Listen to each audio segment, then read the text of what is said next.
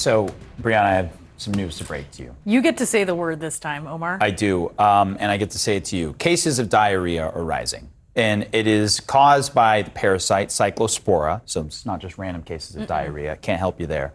The CDC reports more than 7,000 possible cases across 34 states. The outbreak in Michigan and Ohio is also confirmed in West Virginia and Kentucky. The source is unknown, but health officials are starting to suspect lettuce or salad greens might be to blame here. And we're joined now by Chase Strangio, who contracted cyclosporiasis in May. And in a first-person essay about his illness, he writes, "I wake up every day and think antibiotics for my existence. I cook everything now. I am a new evangelist for food safety regulation."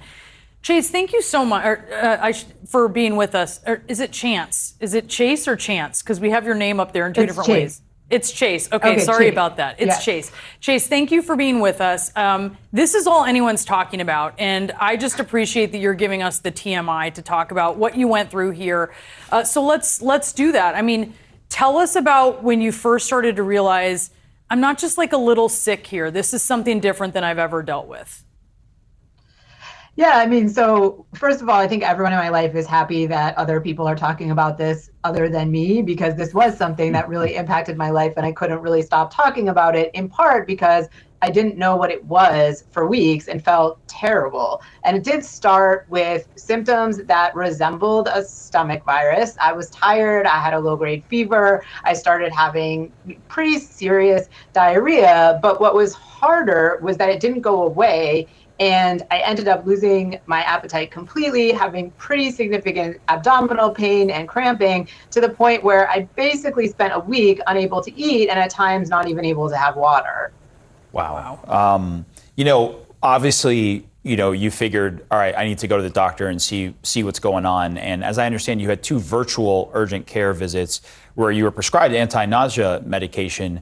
But did you get the sense that even the healthcare provider suspected that this was Cyclospora, or were they with you kind of, oh, this might be a stomach virus, like, let's see how this progresses?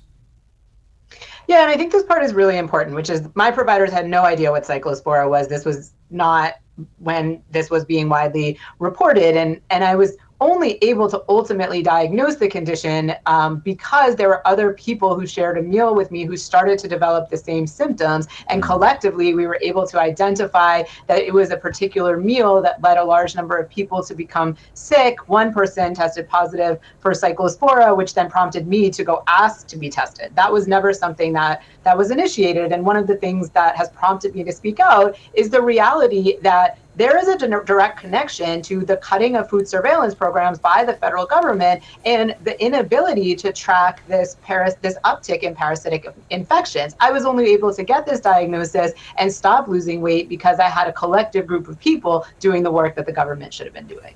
Yeah, you're crowdsourcing the information. And I wonder, as you were talking to the people that you had a meal with, and how far in time back had you had that meal to when you all started to have symptoms?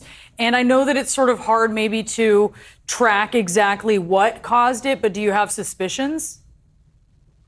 Yeah, we know what caused it, and this is just the reality of this particular parasite is, as you note, it doesn't show up right away, which did cause a significant delay in figuring out what was going on. And nobody in my immediate life was sick. And that ultimately allowed me to rule out the idea that it was norovirus or some sort of contagious viral illness and start to think about meals that I had eaten. And then I learned that there was a lunch that other people started to show symptoms from this particular lunch, and they were not in my everyday life, but we started to communicate about it because it was so anomalous and it was causing us such significant problems, particularly with dehydration and weight loss. And so we knew exactly where the lunch was from. We all had different protein sources, so it definitively had come from either lettuce or cilantro, which we reported to the New York City Department of Health. Again, this was long before this uptick in reporting on the issue, but the CDC lagged behind in this reporting. So again, you have a federal administration cutting food surveillance programs, and there's a direct consequence to that, which is people are sicker for longer, and parasites will happen. That's just part of life, but the uptick is a political choice made by politicians in Washington. we made it to this far in the segment, I should say, without talking about just one of the elephants in the rooms in terms of symptoms, elephants in the bathrooms, maybe, if you want to joke about it a little there.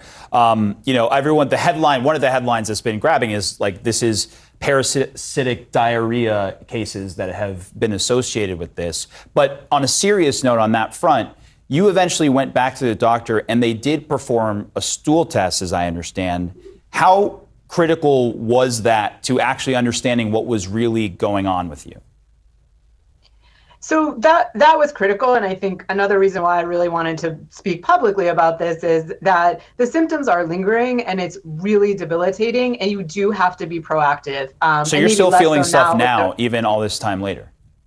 Yeah, I mean, it's been months and I'm still recovering because of the impact on my system, but I needed to go get this test, confirm the parasite, and I needed to ask specifically for the stool sample to confirm the parasite. And another thing to know about Cyclospora, which I learned, is that because of the cyclical way in which it sheds in your body, it's possible that even one stool sample test will not actually confirm the diagnosis, and you should do a series of them. I will say in my experience, it was one. It was very clear. I went on Bactrim. I'm very lucky to have access to healthcare, to have access to this medication. Some of the people who were infected were allergic to Bactrim, and so they're still suffering.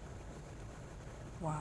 And so tell us exactly what you said, that you all had different proteins and you were able to isolate it to lettuce or cilantro. I mean, tell us what the lunch was. Was it a salad? Was it cilantro on all of the proteins? What was it? So it was a bowl, like a salad bowl with rice and protein. Everyone ordered a different one. It came from this food establishment in New York City, where I am based. At first, I was very much intent on blaming the food establishment, but now I realize this is a bigger structural problem that really stems from the government. But we, as a group of people, traced every single thing that we had eaten, identified the common denominator in the ingredients, the type of epidemiology that you have state departments of health and the federal government doing. And so we were able to say, well, it's not a protein because we all have eaten different proteins, but every single one of these bowls had a lettuce of some kind and cilantro on top. So I'll tell you, I am not eating fresh herbs out in the New York City streets these days. Is there a reason why you're not saying the establishment? I mean, is this a chain? Is this... I'm happy to share the establishment. It was called Lotus and Lime, and this was reported months ago from when we first tested positive, or at the beginning of June, I should say. And so there has already been contact with this restaurant in New York City. I think my only hesitation is, if I were to say where is the source of the problem, it's not an establishment that got the parasite. It's a lack of surveillance that's causing this uptick, which can be traced to funding cuts at the federal government level. And we should mention, as you mentioned as well, folks are still trying to trace where this is coming from and where this is working through the supply chain, whether it's through lettuce or whatever it might be, still ongoing. Chase, I appreciate you taking the time and spending it with us and sharing with us your experience to the detail. Really appreciate it. Thanks for having me.